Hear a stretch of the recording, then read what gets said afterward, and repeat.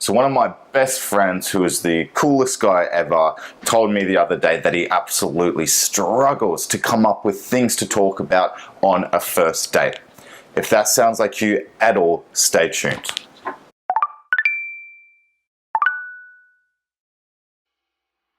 G'day guys, and welcome back to Dude Hack. My name is Steve and it's a pretty rainy day today. As soon as some sun came out, I jumped in here.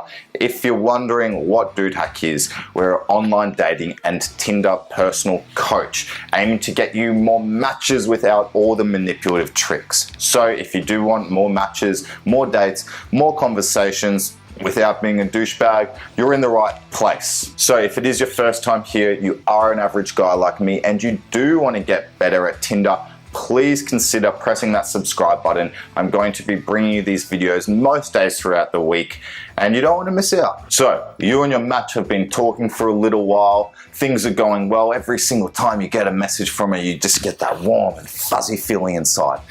And you're thinking, maybe it's time for a date. I would assume that the majority of your goals would involve actually meeting with your match and going on a date. If not, that's totally fine as well. It's good to learn a little bit about the landscape before we do jump in anyway. So remember, I'm definitely not your personal date planner. I like to actually keep it very low key myself. But let's have a look at two different types of dates that I like to break it up into, and which one of those two might suit you better. Now, first and foremost, before I do actually tell you about these two different kinds of dates, I do just want to let you know that if it makes you feel any better, everybody gets nervous before a date. It's completely normal. Myself included, I still get nervous before every single kind of date, and that's a good thing. It means that you care. To be perfectly honest with you, I'd be a little bit worried if you didn't have any nerves at all. But the good news is, with these two different kinds of dates, we can try to pick one that suits us best to overcome these nerves as much as possible. So personally, I like to break things down into one of two different dates. Number one, a get to know you date. And number two, an activity date. All right, so get to know you dates. That can be like getting coffee, going for drinks, going for dinner, a walk, whatever. Just when there is no clear distractions besides just talking and getting to know your match. There's two situations where that's sort of going to be more suited to you. Number one, you aren't lacking any confidence whatsoever when it does come to meeting your match. You feel like you guys are going to hit it off. You don't have any nerves whatsoever. Sweet, go for it. And number two, you'd sort of like to cut to the chase a little bit more. Now, what I mean by that is basically you want to sort of know that you are going to hit it off with your date, that you do get along before you go and intricately plan an over-the-top rendezvous. Now, activity dates, that could be mini golf, going to the markets, whatever. There's a lot of different stuff that you can do there. And when you're going to choose one of these, it's going to be when you are sort of similar to my friend I told you about at the start. You know deep down that you're an awesome guy and you have a lot to offer, but when you get on that first date, maybe you just freeze up just a little bit. Now, that's nothing to be ashamed of whatsoever. It happens to so many guys. It's all about realizing that that's what happens to you and working around that. So this sort of date, perfect for you. Now, the reason being is you have a constant distraction in the form of what activity is that you're doing. So let's just say, for an example, that you're on a dog walk with your match for the very first time. You're pretty nervous, you're getting stuck a lot, you're not sure what to say or ask. You have a dog that you can talk about as a bit of a distraction. So let's just say that for 50% of the time, you were freaking the fuck out and you spoke about how cute the dog is instead. The conversation's going to somewhat flow. You can use those times that your match is talking about the dog or you're talking about the dog to sort of recompose yourself and think about the next thing to say. Distractions are good. Now, just a quick point with activity dates. I know I said I want you to feel comfortable and at ease to make things a little bit easier so you can communicate and you can get to know your match.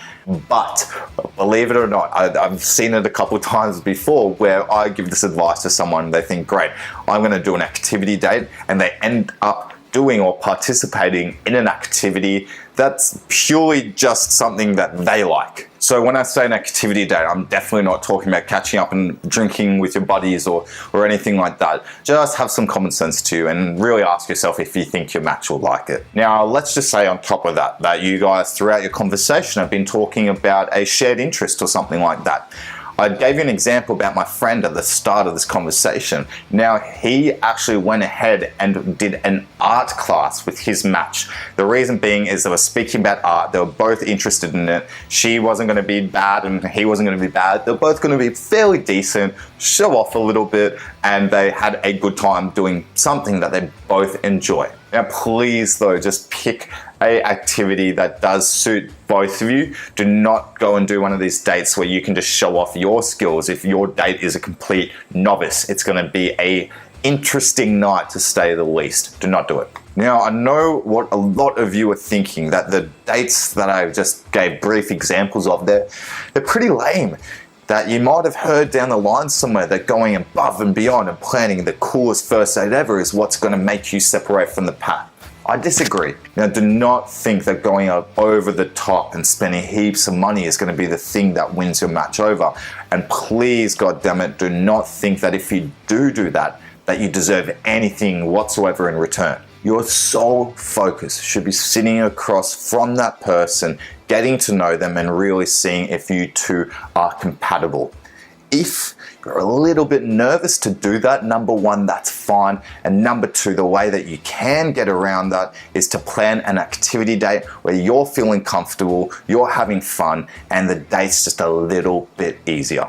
Now, by all means, if you are someone that likes to sort of wine and dine and go out and try really nice restaurants and sometimes spend a bit of money, like me at times, then that's totally fine. I just say this because if you did hold that back for the second, third, fourth time, once you know that you guys click, you're not trying to find an escape from this person that you know you're just not compatible with, and you can really enjoy the food, the atmosphere, the time. Now, if you are interested what dates you should and shouldn't go on, make sure you do subscribe, because in the next coming days, I'm going to talk about 5 different dates that you should avoid and 5 different date ideas. So you can make sure that before you're planning one of these dates, that you're not doing one of these rookie areas or going on a date that your match won't like at all. So to summarize very quickly there, 2 different kinds of dates. Number 1, a get to know you date, and then number 2, we've got the activity date. Get to know you date, something that I usually go for, nice and simple. You are just getting to know your match and seeing if you click. It could be drinks, it could be coffee, it could be dinner, it could be a walk, whatever. Number 2, activity date. This is obviously going and participating in an activity of some kind.